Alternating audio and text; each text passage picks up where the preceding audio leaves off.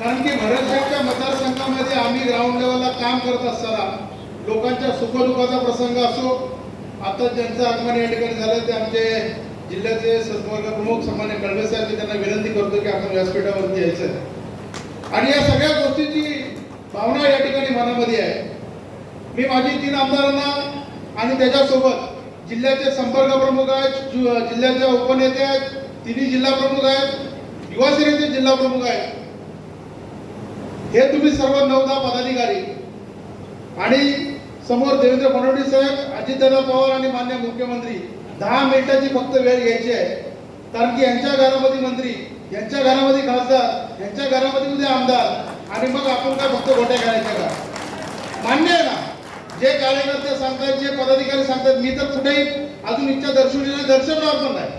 कारण की माझा शब्द आहे, आमच्या आई वडिलांनी दिलेली शिकवण आहे की वडिलांच्या पुढे कधी जायचं नाही. आणि आई सांगते की आपण जेवढं आपल्या हातून आहे तेवढंच आपण हातपाय पसरायचे, परंतु जेवढं आपण हातून आहे तेवढंच आपण हातपाय पसरतोय. परंतु जर का जनतेची भावना आहे आणि जनतेची जर काही इच्छा आहे तर निश्चित स्वरूपामध्ये उद्या जर का निर्णय घ्यायचा झाला तर मुख्यमंत्री साहेबांनी तुमच्या 3 आमदारांना विश्वासात घेऊनच निर्णय घेणार, हे पण मी आपल्याला सांगतो. पण तो केव्हा घेणार? ज्या वेळेला समोरच्या माणसाने आमची गॅरंटी घ्यायला पाहिजे की उद्याची येणारी विधान परिषद आहे, उद्याची येणारी कोकणाची विधान परिषद आहे, ती जर का शिवसेनेला सोडली, ती गॅरंटी आम्हाला हवी आहे. कारण की त्यावेळेला प्रत्येक वेळेला 3 आमदारांनी रायगड जिल्ह्याचा का त्याग करायचा? मंत्रिपदासाठी पण आपण त्याग केला, शिवसेनेवरची कुठली अडचण आली तरी या 3 आमदारांनी त्याग करायचा. मग या कोकणाच्या विधान परिषदवरती एक शिवसेनेचा कार्यकर्ता म्हणून आमची पण त्या ठिकाणी इच्छा असणार आहे. ती गॅरंटी तुम्ही मुख्यमंत्री साहेब आणि उपमुख्यमंत्री महोदयाकडून या ठिकाणी घ्यायची आहे. कारण की शिवसेनेची असणारी मतं आज जयंत पाटील जे काही घसावरून या ठिकाणी सांगतायत की बाबा आज तुम्ही हे करा ते करा, परंतु महेंद्र शेठ माझी आपल्याला विनंती आहे की अलिबाग मध्ये परिस्थिती वेगळी आहे, कर्जत खालापूर मध्ये परिस्थिती वेगळी आहे, तशीच महाड मध्ये परिस्थिती आहे. मी आपल्याला या ठिकाणी आवर्जून सांगतो की उद्याची परिस्थिती कर्जत खालापूर मधला राष्ट्रवादी काँग्रेस पक्षाचाच आमदार हा अपक्ष म्हणून महेंद्र शेठ तुमच्या समोर या ठिकाणी उभा असणार आहे. मी आपल्याला इथं व्यासपीठावर सांगतो, कारण आम्ही जिल्ह्यामध्ये काम करतो.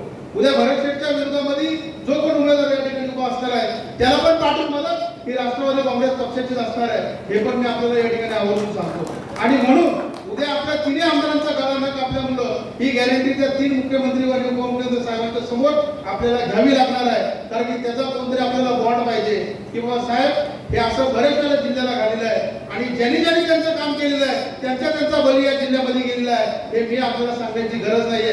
कारण इथं जेवढे बसलेले आहेत तेवढं सगळ्यांना माहिती आहे की काय झालेलं आणि काय नाही. महेंद्र शेठ ची मिसेस आमच्या राज्य अध्यक्ष होणार होत्या, परंतु त्यांच्या अध्यक्ष करण्यात आला म्हणून ते अध्यक्ष नाही झाल्या. परंतु आज आपण या ठिकाणी आमदार म्हणून नशिबाने निवडून आला, कारण की त्याला बोलता स्टार नियत आणि नीतिमत्ता तुमच्या ठिकाणची साफ आहे आणि म्हणून तुम्ही सर्वजण 20-25 हजार मताधिकारी निवडून आले.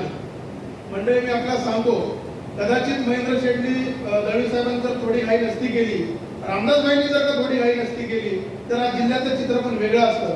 परंतु मुख्यमंत्री साहेबांना आपल्याला कुठे अडचणीत आणायचं नाही, डॉक्टर श्रीकांत शिंदे साहेबांना आपल्याला कुठे अडचणीत आणायचं नाही. जे शिंदे साहेब सांगतील तो आदेश आणि जे शिंदे साहेब सांगतील ते धोरण आपल्याला बाजून या ठिकाणी काम करायचं आहे. परंतु काम तेव्हाच होणार ज्या वेळेला हे 3 आमदार आणि इथे जिल्ह्याचे सर्व पदाधिकारी, वरिष्ठ पदाधिकारी शिंदे साहेबांच्या पुढामध्ये बसून या ठिकाणी त्या माणसाची गॅरंटी वॉरंटी घ्याल, त्यानंतर आम्ही गप्प बसू.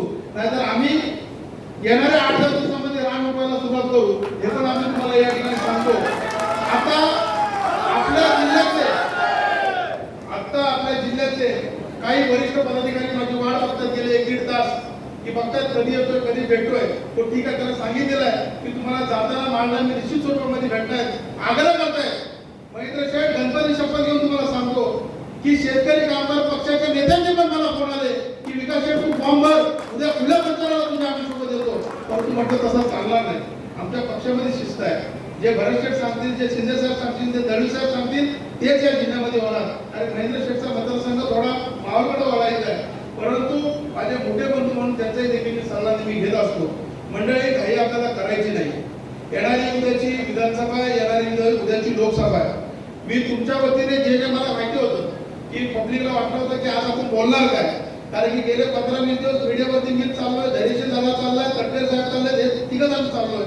परंतु मी आपल्याला सांगतो की माझी कुठेही इच्छा नाहीये, परंतु इच्छा कधी नसणार ज्या वेळेला ही गॅरंटी माझ्या हातामध्ये आहे. तुमची जी काही जनतेची मागणी आहे ती माझ्या मनामध्ये आहे, हे मला कल्पना आहे. कारण की बरेचसे कार्यकर्ते पदाधिकाऱ्यांचे मला फोन येत आहेत, इतर पक्षाचे फोन येत आहेत की शेठ आपल्याला करायचं काय. तर म्हटलं आपल्याला काहीच करायचं नाही. जे शिंदे साहेब सांगतील ते आम्ही बघू. अहो आपल्याला 5-25 हजार मतं पण भरपूर झाले.